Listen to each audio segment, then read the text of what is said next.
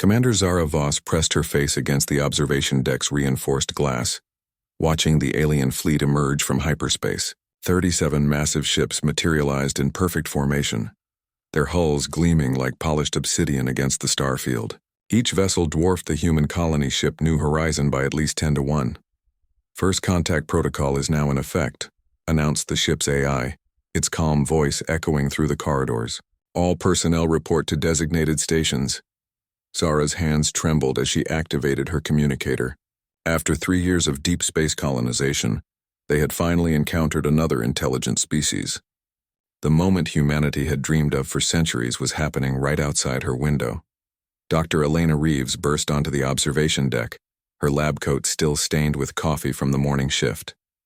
As the ship's xenobiologist, she had been preparing for this possibility since they left Earth. Her eyes went wide as she took in the alien formation. My God, Zara, look at the size of them. Our entire colony ship could fit inside just one of their smaller vessels. The alien ships moved with an eerie silence through space, their surfaces rippling with patterns of blue and silver light. No external weapons were visible, but the sheer scale of the vessels suggested technological capabilities far beyond human understanding. Lieutenant Marcus Chen joined them at the viewing port, his tactical uniform crisp despite having run from the bridge. Commander, we're receiving a transmission. Universal Translator is working on it, but the signal structure is unlike anything in our databases. Zara nodded grimly.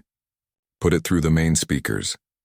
A series of harmonic tones filled the air, rising and falling in complex patterns that seemed almost musical. Gradually, words began to emerge through the translation matrix. Primitive species of the third planet system, you have ventured beyond your designated boundaries. We are the hegemony of stellar dominance. Your kind will submit to evaluation and classification. The transmission cut to silence. Through the viewport, one of the smaller alien vessels began moving toward the New Horizon.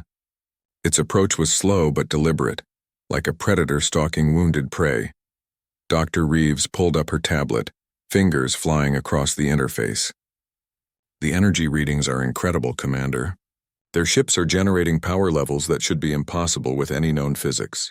The reactor signatures suggest they're using some form of controlled stellar fusion. Can we run? Marcus asked, already knowing the answer. Zara shook her head. They came out of hyperspace around us. Our jump drives are still cooling from the last transit. We're stuck here for at least 6 hours. The approaching alien ship stopped just outside what humans would consider weapon range. A new section of its hull opened, revealing a brilliant white light that began scanning the New Horizon from bow to stern. They're analyzing our ship, Dr. Reeves observed, watching the energy patterns on her instruments, checking our technology levels, probably trying to determine our threat potential. Through the ship's internal communication system, they could hear other crew members moving to emergency stations. The colony ship carried 8,000 civilians, including families who had left Earth to start new lives among the stars. Now they faced the possibility that their journey might end in capture or worse. The scanning beam intensified, and several crew members on nearby decks reported feeling warm, despite the ship's climate control. The alien technology was penetrating their shields as if they didn't exist. Commander, Marcus said urgently, the captain wants you on the bridge immediately. We're receiving another transmission. As they hurried through the corridors, Zara noticed that the younger crew members looked terrified, while the older ones seemed grimly determined. Many had served in Earth's defense forces and understood what first contact with a hostile species might mean.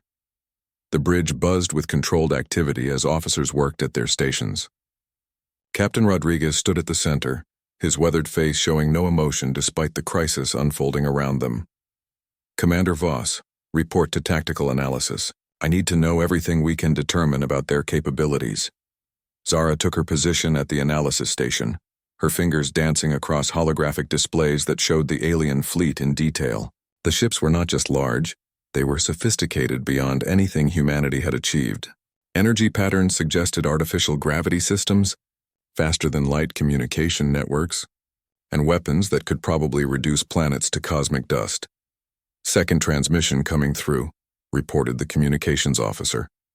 The same harmonic tones filled the bridge, but this time the translation was clearer. Species designation, human. Classification level, primitive. Technology assessment. Rudimentary fusion power, basic space travel capability, no significant defensive systems. Threat level. Negligible. A pause, then the voice continued. You will prepare for boarding and evaluation.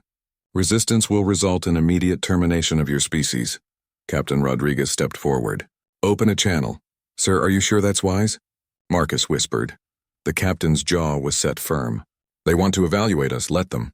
But they're going to find out that humans don't submit easily. The communication channel opened with a soft chime. Rodriguez spoke clearly into the transmitter. This is Captain Miguel Rodriguez of the human colony ship New Horizon. We are peaceful explorers seeking new worlds for our people. We pose no threat to your hegemony. The response came quickly. Your peaceful intentions are irrelevant. All species must be evaluated for potential integration into the hegemony. Those found useful become servants. Those found lacking are eliminated. Prepare for boarding procedures. Dr. Reeves had been running continuous scans during the exchange. She approached the captain with a puzzled expression. Sir, I'm detecting something strange about their ships. The energy signatures are incredible, but there's something else. They seem to be avoiding direct exposure to our sun. Zara looked up from her analysis station. What do you mean? Look at their formation. Every ship is positioned to minimize surface exposure to solar radiation. And their hulls, they're not just polished. They're actively reflecting sunlight. The alien fleet began moving again, with 3 ships breaking formation to approach the New Horizon from different angles. Smaller craft emerged from their docking bays. Sleek vessels that moved like living things through space. Boarding parties inbound, Marcus reported. They'll reach us in approximately 12 minutes. Captain Rodriguez turned to address his senior staff. Ladies and gentlemen, in a few minutes we're going to meet representatives of an advanced alien civilization. They consider us primitive and expendable. I suggest we prepare to prove them wrong. The lights dimmed slightly as the ship's defensive systems powered up. It wasn't much against such overwhelming force, but humans had never been known to surrender without a fight. Through the viewports, the alien boarding craft grew larger as they approached, their hulls gleaming with the same blue and silver patterns as the larger ships. Whatever happened next would determine not just the fate of the New Horizon, but possibly the future of the entire human species. The first alien boarding craft attached to the New Horizon's main airlock with a resonant thud that echoed through the ship's hull. Emergency lighting bathed the corridors in red as Captain Rodriguez and his security team took positions near the docking bay. Remember, the captain spoke into his communicator, we represent all of humanity in this moment. Show them what we're made of.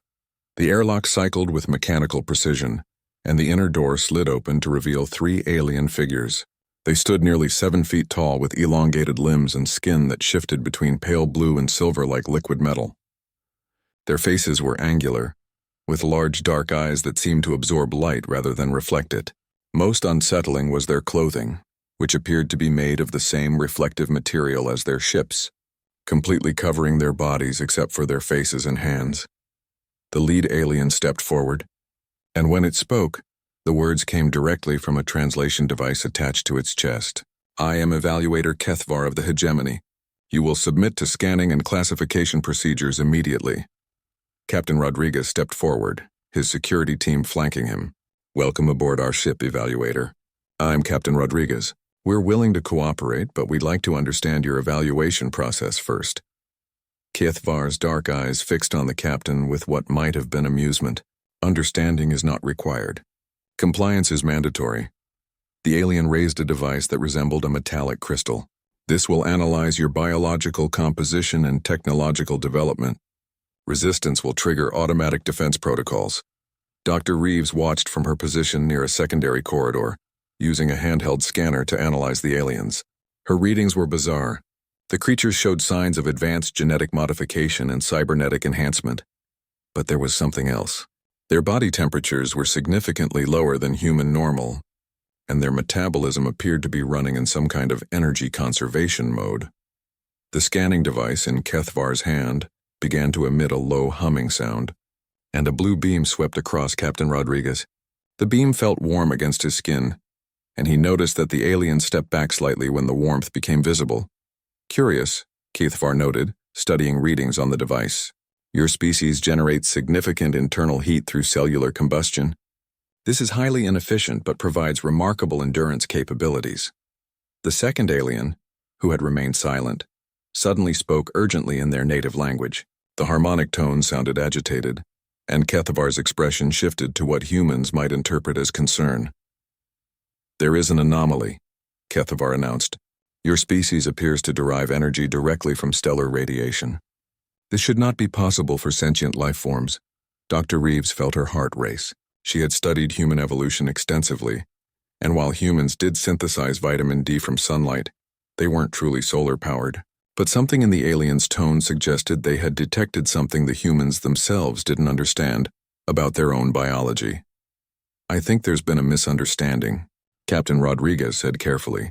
"Humans don't derive energy from solar radiation in any significant way." The third alien produced a different scanning device and aimed it not at the humans, but through the ship's windows toward the sun. The readings caused all three evaluators to step back in what was clearly alarm. "The stellar output of this system is at dangerous levels," the third alien announced. "Unfiltered exposure would cause immediate cellular breakdown in our species. Yet your kind functions normally in this environment." Marcus Chen watched the exchange from the tactical station, noting how the aliens seemed uncomfortable even with the artificial lighting in the corridor.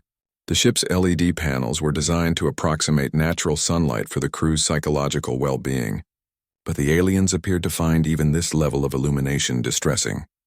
"Perhaps we could continue this evaluation in a more comfortable environment," Captain Rodriguez suggested, gesturing toward an inner corridor that was dimmer. "We want to cooperate fully."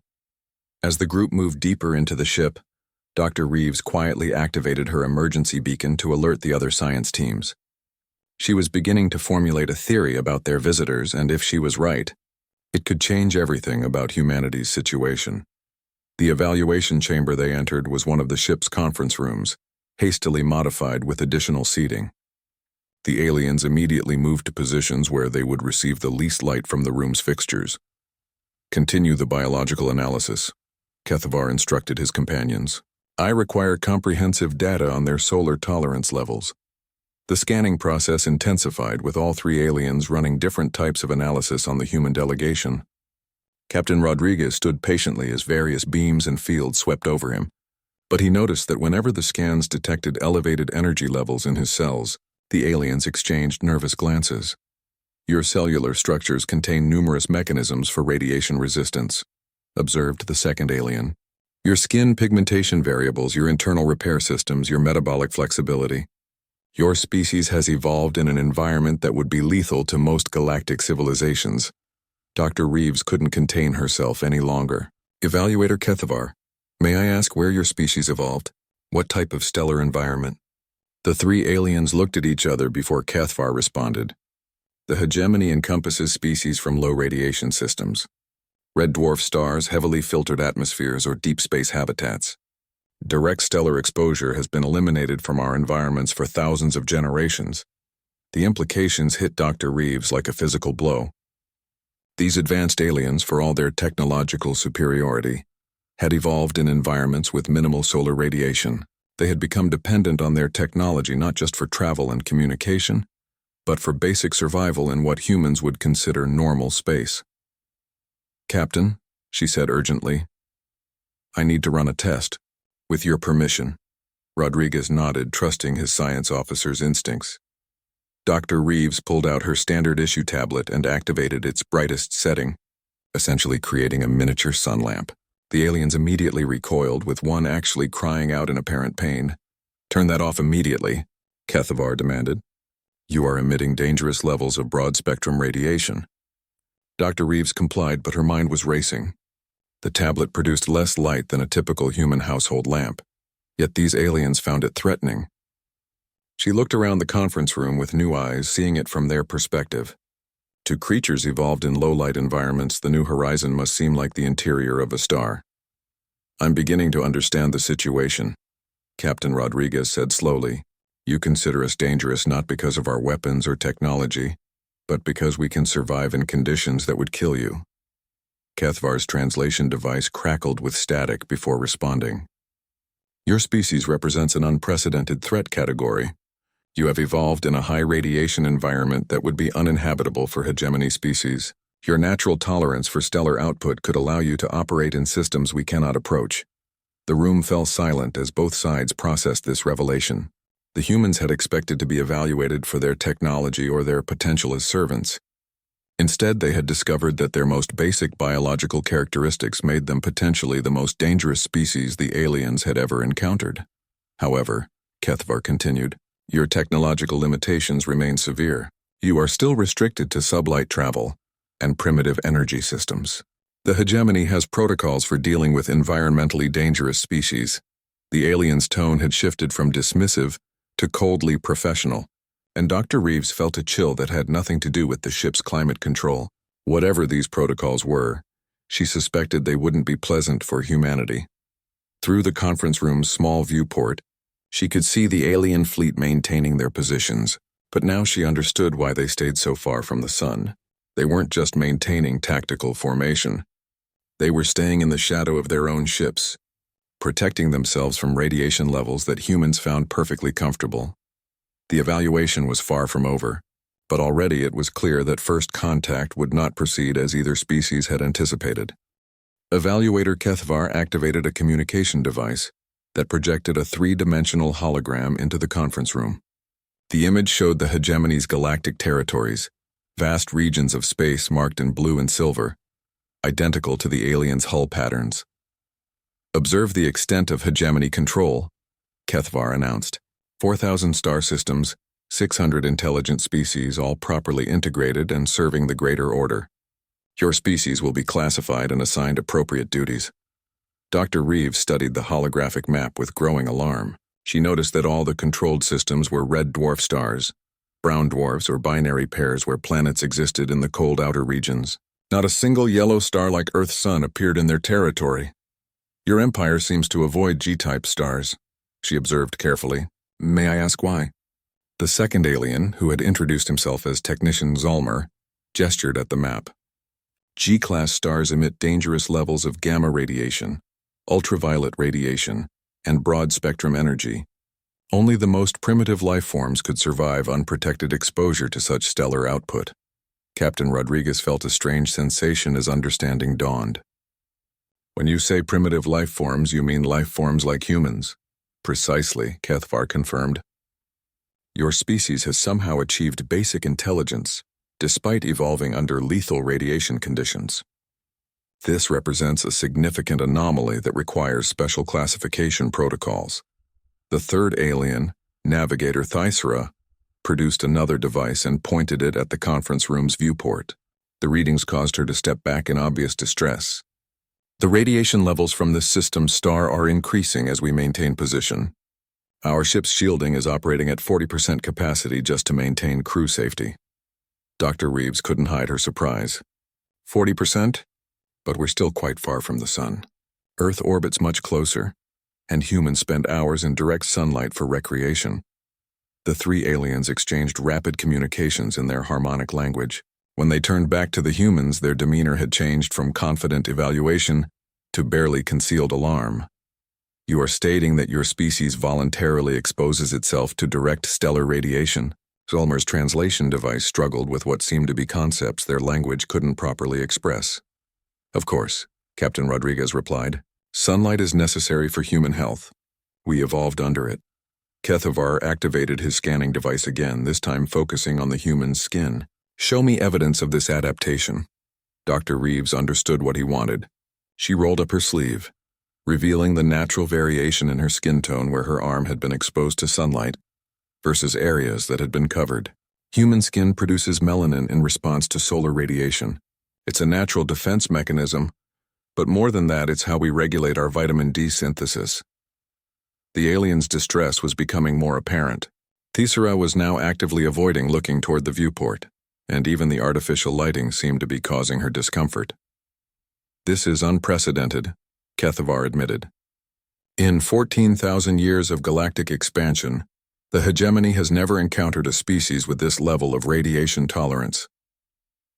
What happens to species you can't classify?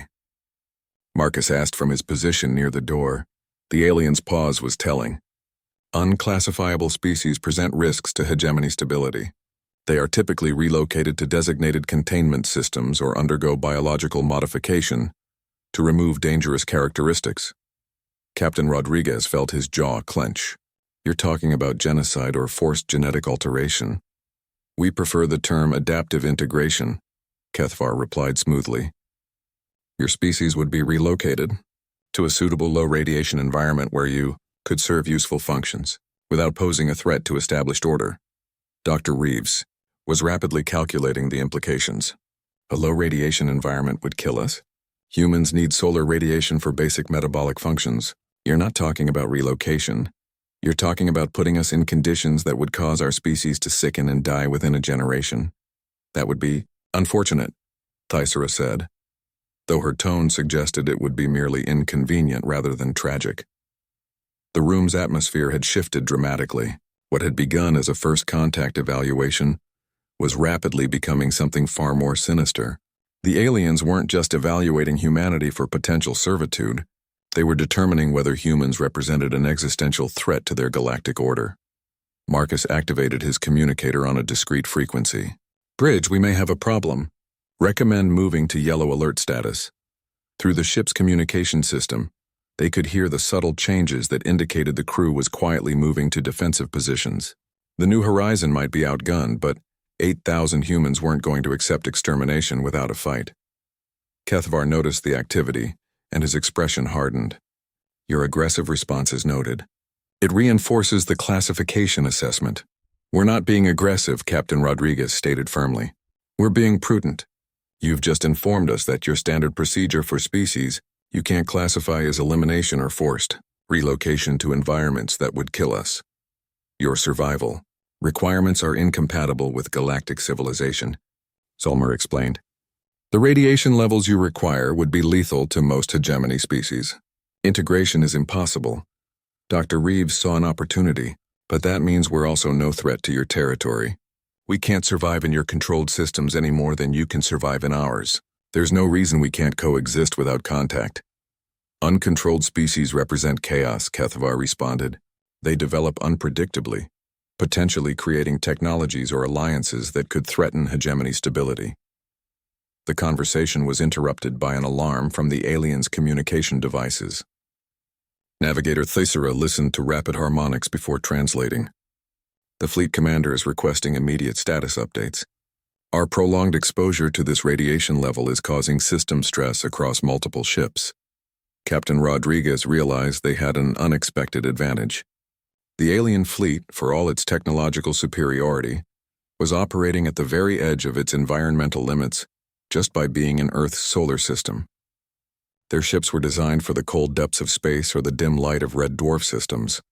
Perhaps we should expedite this evaluation, he suggested. I'm sure your crews would be more comfortable completing the process quickly. Kethvar's dark eyes narrowed, clearly recognizing the implied threat in the captain's words. The humans weren't just adapted to high radiation environments. They were comfortable in conditions that the aliens found barely survivable, even with advanced technology. You are suggesting that environmental factors could be used as a negotiating tool? The evaluator asked. I'm suggesting that any species intelligent enough to build an interstellar empire should be smart enough to recognize when they've encountered another intelligent species. That's not a threat to their territory, Captain Rodriguez replied. The three aliens conferred again in their harmonic language, their tone suggesting heated debate.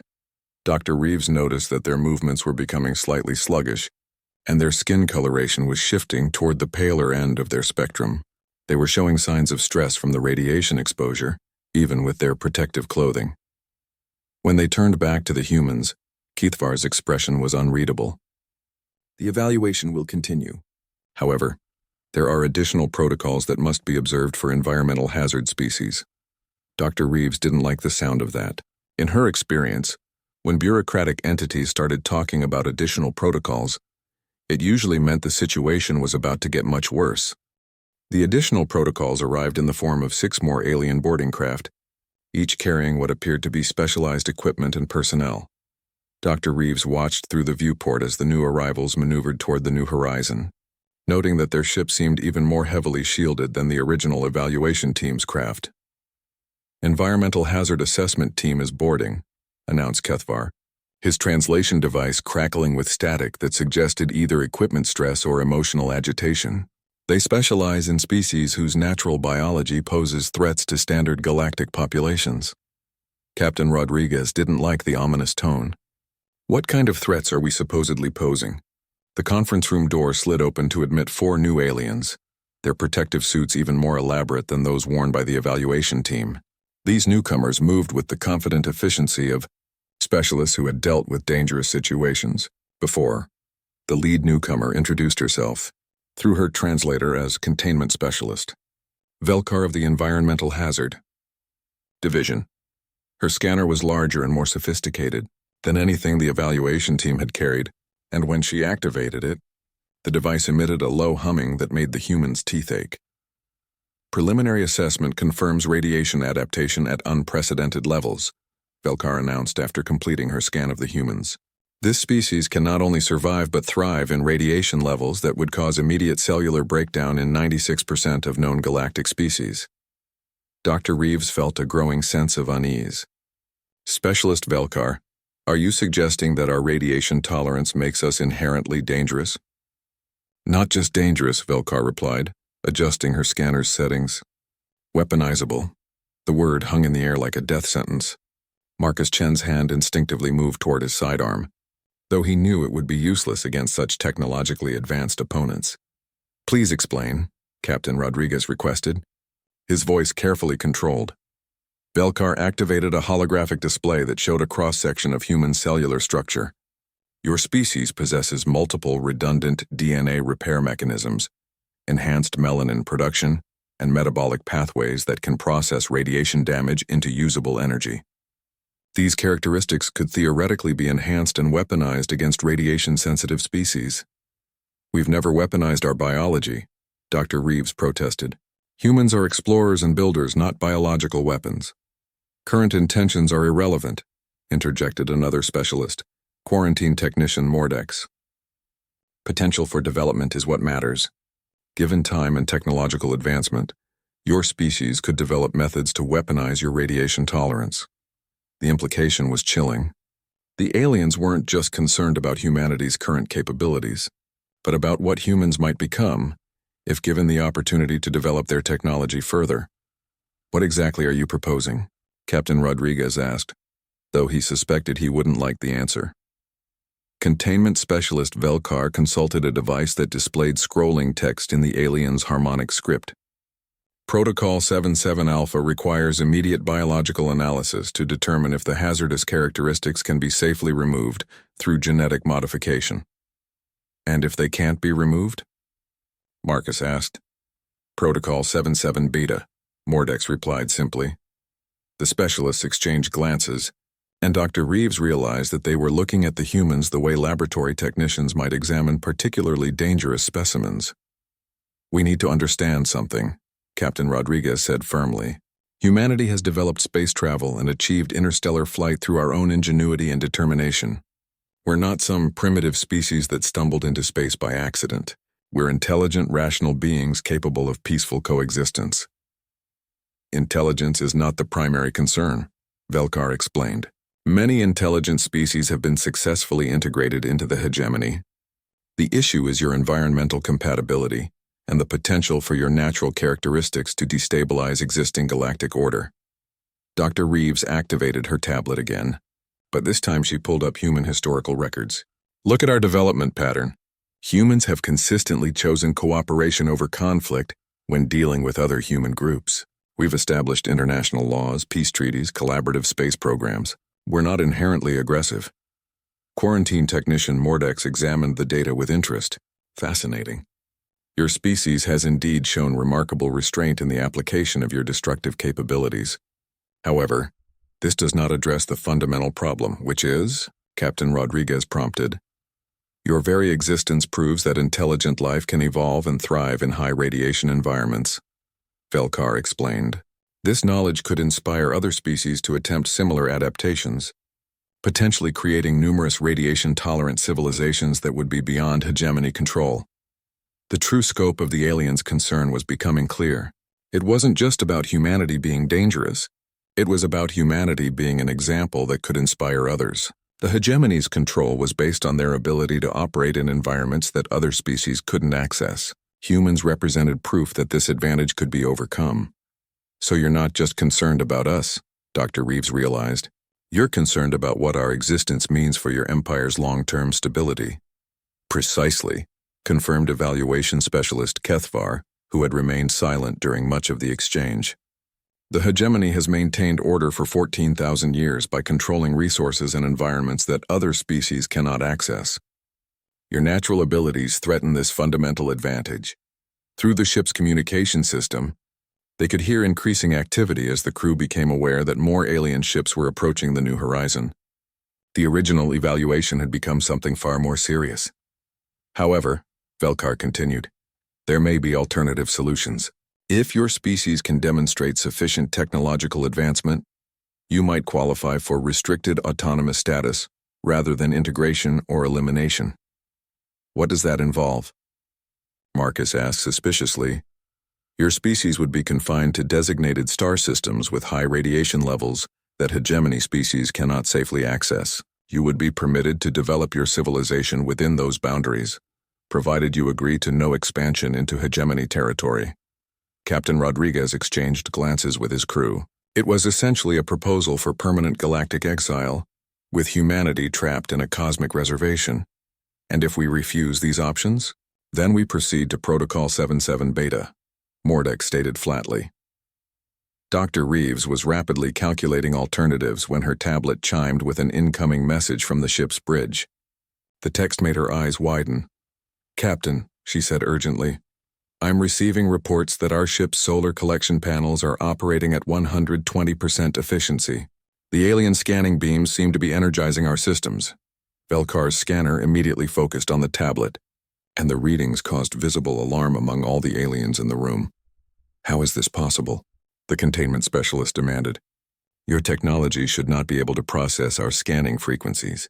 Dr. Reeves looked at the data streaming across her screen. The New Horizons solar panels were indeed absorbing energy from the alien scanners and converting it into usable power. Apparently, human technology designed to work with solar radiation was flexible enough to process other forms of electromagnetic energy as well. Perhaps, Captain Rodriguez said slowly, we should discuss the possibility of mutually beneficial coexistence rather than extinction or imprisonment. The aliens' advanced technology, designed to work in low-radiation environments, appeared to be providing unexpected advantages to human systems designed for high-energy conditions. It was becoming increasingly clear that this first contact scenario was not proceeding according to anyone's expectations. The conference room's atmosphere had shifted from diplomatic tension to something approaching crisis as more data streamed in from the ship's sensors. Dr. Reeves watched her tablet display information that should have been impossible. Captain, the energy absorption isn't limited to our solar panels, she reported, her voice tight with excitement and concern. The entire ship's hull is somehow converting the alien scanning frequencies into usable power. Our energy reserves have increased by 30% in the last 10 minutes. Containment specialist Velkar's scanner was now emitting a high-pitched whine as it struggled to analyze the phenomenon. This is not possible. Human technology should not be capable of such energy conversion efficiency. Perhaps you underestimated human engineering, Captain Rodriguez suggested. We've had to develop efficient energy systems to survive the long journey from Earth. The aliens conferred rapidly in their harmonic language, their tones becoming increasingly agitated. Dr. Reeves noticed that their skin coloration was continuing to pale, and their movements were becoming more sluggish despite their advanced protective suits. We need to understand the mechanism, Velkar declared. Technician Mordek's increased scanning intensity. Velkar, that's not advisable, protested Quarantine Technician Mordex. Our equipment is already operating at maximum safe levels for this radiation environment. The risk assessment has changed, Velkar replied firmly. If human technology can absorb and convert our energy emissions, we need complete data before proceeding with classification protocols. Dr. Reeves felt a chill as she realized the implications. The aliens weren't just concerned about human biology anymore. They were discovering that human technology might be as adapted to high-energy environments as human biology was. Marcus activated his communicator. Bridge, what's our current status? Lieutenant Chen, this is Chief Engineer Santos, came the reply. Whatever the aliens are doing, it's supercharging our systems. Engine efficiency is up 40%, and our defensive screens are stronger than they've ever been. It's like their scanners are feeding power directly into our ship. The aliens heard the report through the open communication channel, and their reaction was immediate alarm. Evaluation specialist Kethvar stepped forward, his dark eyes fixed on Captain Rodriguez. Your vessel is weaponizing our scanning procedures. This constitutes a hostile act. We're not weaponizing anything, Captain Rodriguez replied firmly. Our ship's systems are simply designed to absorb and utilize available energy. It's a survival mechanism for long-range space travel. Human technology appears to be as radiation-adapted as human biology, observed Velkar, studying her scanner readings. This suggests a level of technological evolution specifically designed for high-energy environments. Dr. Reeves saw an opportunity to shift the conversation in a more positive direction. This could actually be beneficial for both our species. Human ships could operate in high radiation zones that your vessels can't access. There might be resources or scientific discoveries in those regions that would benefit the entire galaxy. Uncontrolled access to restricted zones would destabilize resource allocation protocols. Mordex responded immediately. The hegemony maintains order through careful control of access to strategic materials. The conversation was interrupted by an urgent communication from the alien fleet. Navigator Thessera listened to the rapid harmonics before translating with obvious concern. Fleet Command reports multiple system failures across the formation. The radiation levels in this system are exceeding our ship's long-term tolerance limits. They're requesting immediate conclusion of evaluation procedures. Captain Rodriguez felt a strategic advantage beginning to emerge. Perhaps we should move these discussions to a location more comfortable for your people. We could meet in the outer system, away from our sun's radiation. That would require your vessel to accompany the fleet to a designated location, Kethvar replied. Are you prepared to comply with relocation to a neutral evaluation zone? Dr. Reeves quickly ran calculations on her tablet. Captain, if we move away from the sun, we'll lose the energy input that's currently boosting our systems. We'll be returning to our normal power levels while their ships will be operating at full efficiency. It was a tactical dilemma. Staying near the sun gave them an unexpected advantage, but it was also slowly damaging the alien fleet. Moving to accommodate their visitors would eliminate humanity's only edge in the negotiations. We're prepared to discuss relocation, Captain Rodriguez said carefully, but first we need to understand what this evaluation will actually involve and what options we'll have based on the results. Containment Specialist. Velkar activated a new device that projected a detailed holographic form. Standard environmental hazard assessment involves 3 phases: biological analysis, technological assessment, and integration potential evaluation. And if we fail any of these phases, species that cannot be safely integrated are subject to containment or elimination protocols, Velkar stated matter-of-factly. However, your species has demonstrated capabilities that may qualify for alternative classifications. The holographic display shifted to show various zones in space, color-coded by radiation levels and species. Compatibility. Dr. Reeves noticed that the zones, designated for environmental hazard species, were isolated, regions far from any major galactic trade, routes or resource centers. These isolation zones, she asked, what happens to species relocated there? They are permitted to develop their civilizations within designated boundaries, Mordex explained. Regular monitoring ensures compliance with territorial restrictions. It's a prison, Marcus said bluntly. A very large prison, but still a prison. It is a solution that preserves galactic stability while permitting continued existence for incompatible species, Kethvar corrected. The alternative is elimination. Through the ship's communication system, they could hear the sound of crew members moving through the corridors, preparing for whatever decision their leaders would make. 8,000 humans were depending on the outcome of this conversation. Dr. Reeves made a decision that would change everything.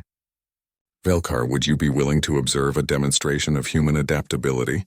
Not our technology, but our biological capabilities? What type of demonstration? The containment specialist asked suspiciously. A simple test. We remove all artificial protection and expose ourselves to this system's solar radiation. You can observe how humans function in conditions that your species would find lethal. The aliens exchanged rapid communications, their harmonics suggesting intense debate. Captain Rodriguez realized what Dr. Reeves was proposing and felt both admiration for her courage and concern for her safety. This demonstration would prove that humans can operate effectively in environments completely inaccessible to hegemony forces. Dr. Reeves continued. It would also prove that we're not a threat to your territories because we need conditions you can't tolerate.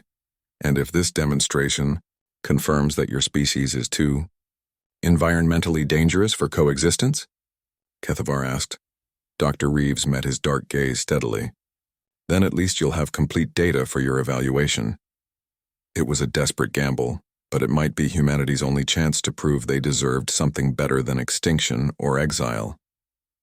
The aliens' scanning equipment had already revealed human capabilities they hadn't expected.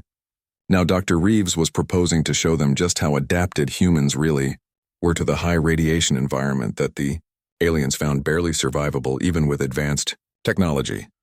The demonstration could save humanity or doom them entirely. The ship's observation deck had been hastily modified to accommodate both species' needs for the demonstration. The aliens had set up additional scanning equipment while maintaining maximum distance from the deck's large viewport that offered an unobstructed view of the local sun. Dr. Reeves stood before the gathering of alien specialists, having removed her uniform jacket and rolled up her sleeves. Her skin was already showing the slight darkening that occurred when humans were exposed to increased radiation levels. Captain Rodriguez and Marcus flanked her, both having volunteered to participate in the demonstration despite the risks. The test parameters are as follows, announced Containment Specialist Velkar, reading from her scanner. We will simulate conditions equivalent to surface exposure on a high radiation world. Duration will be 30 minutes, during which time we will monitor all biological responses. And if something goes wrong? Marcus asked.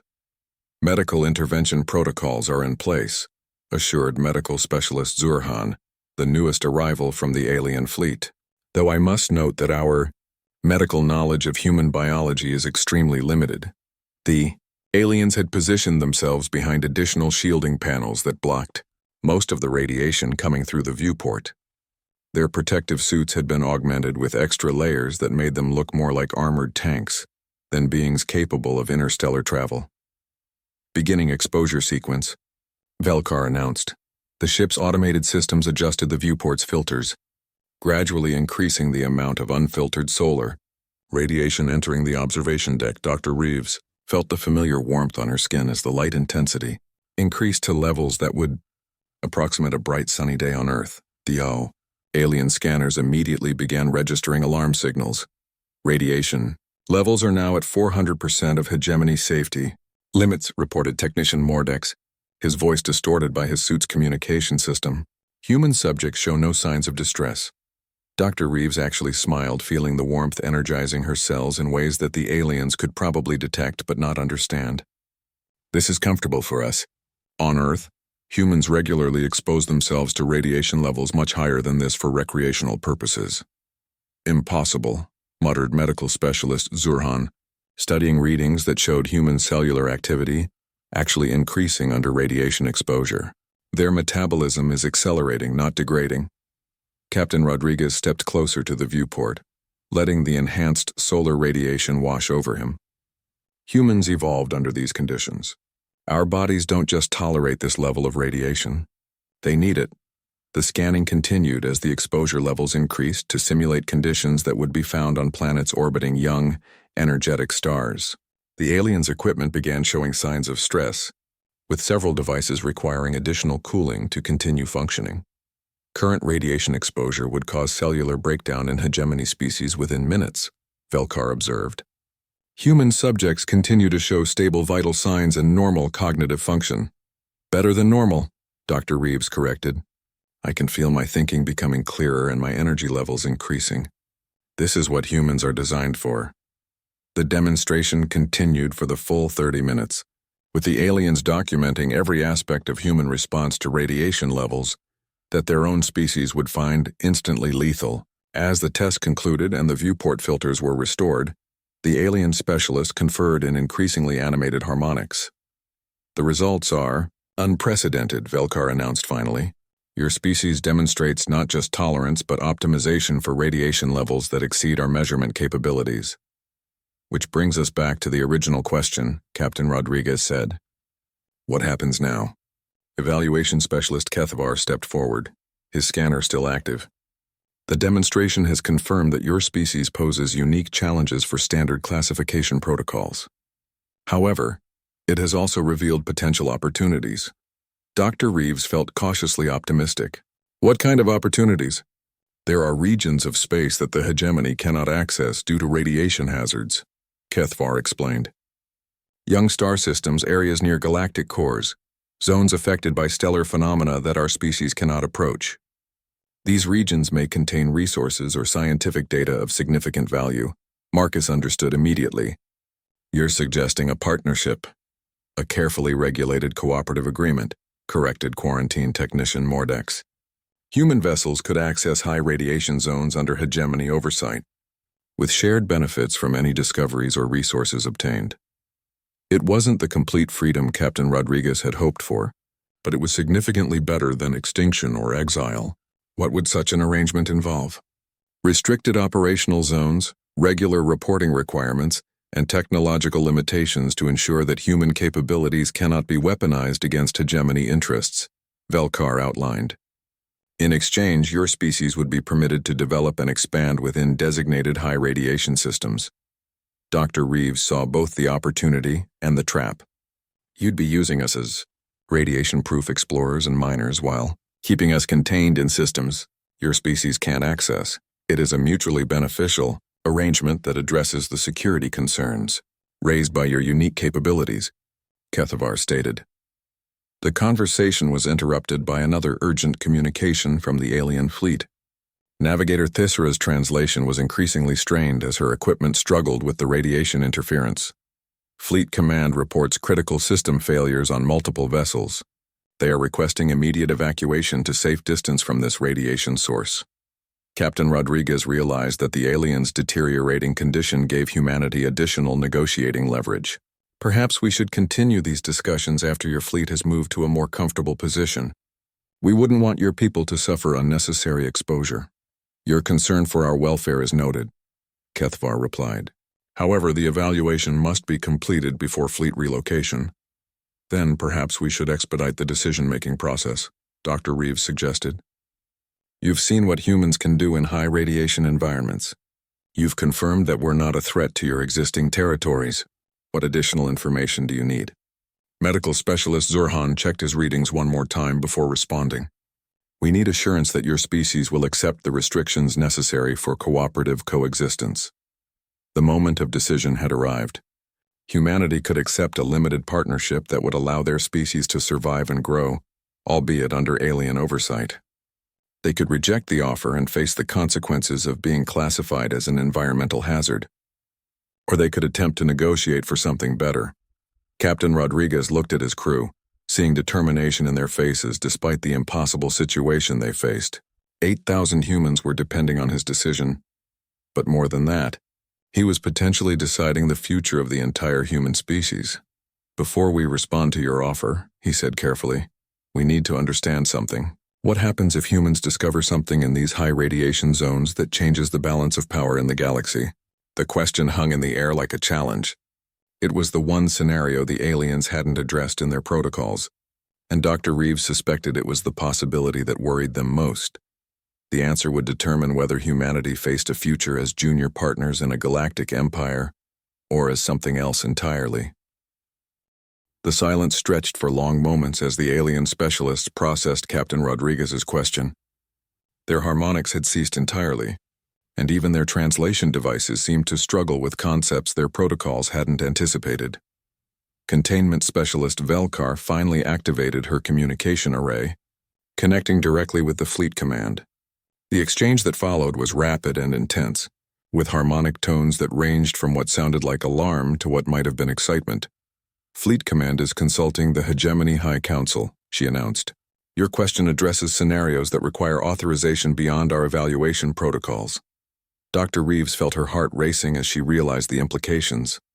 You've never encountered a species whose natural capabilities could potentially change galactic power structures. The hegemony has maintained stability through controlled access to resources and strategic locations, evaluation specialist Kethvar confirmed. Your species represents variables that were not anticipated in our expansion models. Through the observation deck's viewport, they could see the alien fleet's formations shifting. Several of the larger vessels were moving to safer distances from the sun, while others appeared to be taking defensive positions. The evaluation had clearly become something much more significant. "Captain Rodriguez," came a communication from the ship's bridge. "We're detecting increased energy signatures from the alien fleet. It looks like they're preparing for multiple contingencies." Marcus moved closer to the viewport, studying the alien ship movements.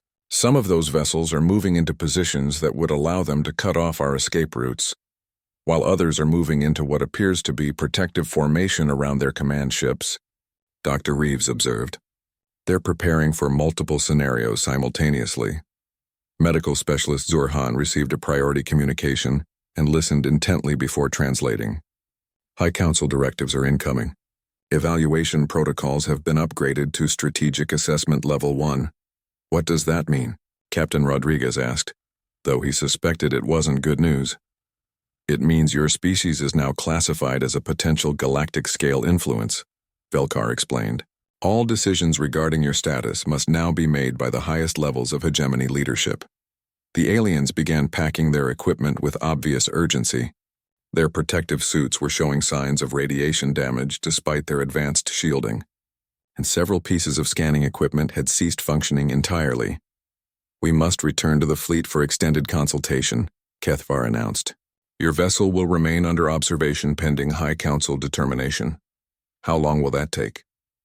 Dr. Reeves asked. "Strategic assessments can require extensive deliberation," Mordex replied evasively. "Days, weeks, possibly longer." Captain Rodriguez felt the weight of responsibility settling on his shoulders. Keeping 8,000 civilians in a state of indefinite uncertainty, while alien powers decided humanity's fate was not acceptable. Evaluator Kethvar, with respect, we can't simply wait indefinitely while our people remain in limbo. We need some indication of time frames and possible outcomes. The alien paused in his equipment collection. "Captain Rodriguez, your species has presented challenges that extend beyond normal classification procedures. The High Council must consider implications that could affect the stability of galactic civilization itself."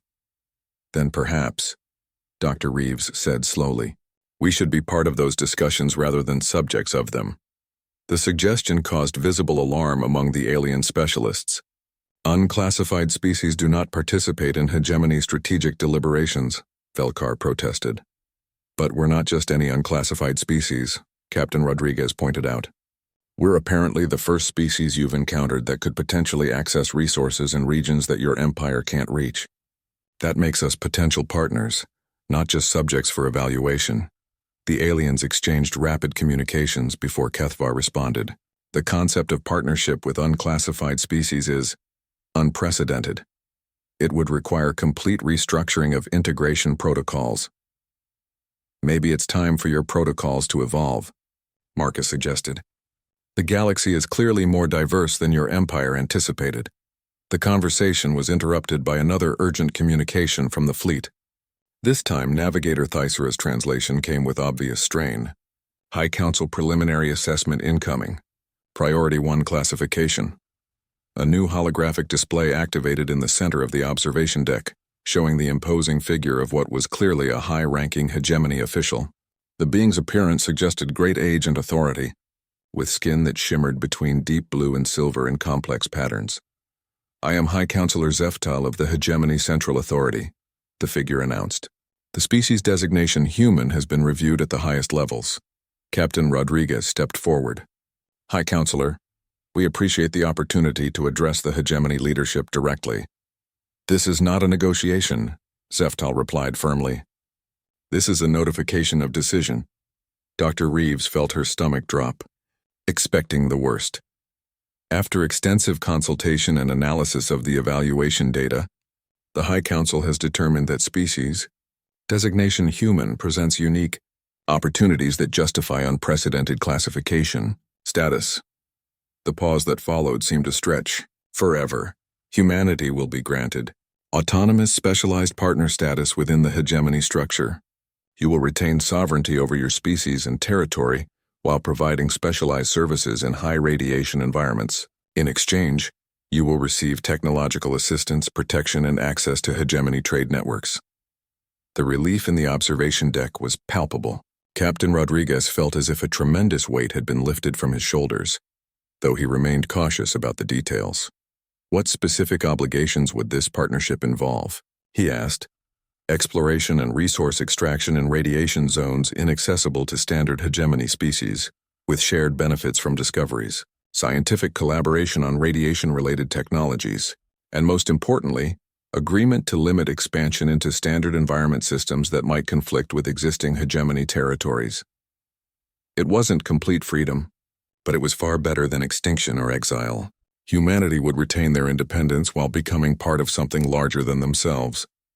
Dr. Reeves stepped forward. High Counselor, this partnership would benefit both our species. Humans can access environments and resources that expand the hegemony's reach while developing our own civilization.